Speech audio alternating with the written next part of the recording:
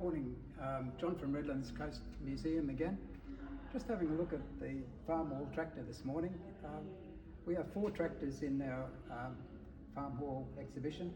They're all dual fuel, and they have a small petrol tank and a larger tank for kerosene. And the reason for that is that these tractors were made in the 1930s and 40s, and petrol was in short supply. In the war years, petrol was rationed and was hard to obtain, but kerosene was more freely available and it was a lot cheaper.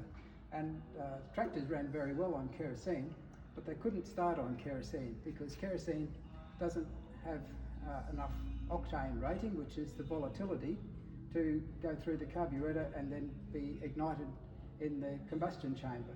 So you have to start it on petrol, so that's why they have a small petrol tank here, a 1 gallon tank, and a tap there to turn that on.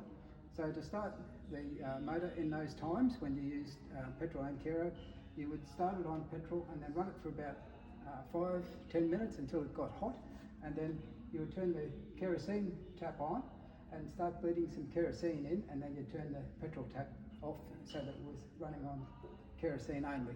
But you had to be careful at the end of the day when you finished using it to change it back to petrol before you turned it off. So you had to do the reverse procedure. So you turned the petrol on and then you turned the kero off and then run it for about 5 minutes on petrol only.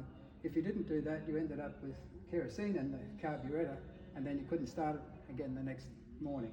So that was the process that farmers had to go in to use in the 50s and 60s. You had to start on petrol, run on kero, and then back on petrol to turn it off.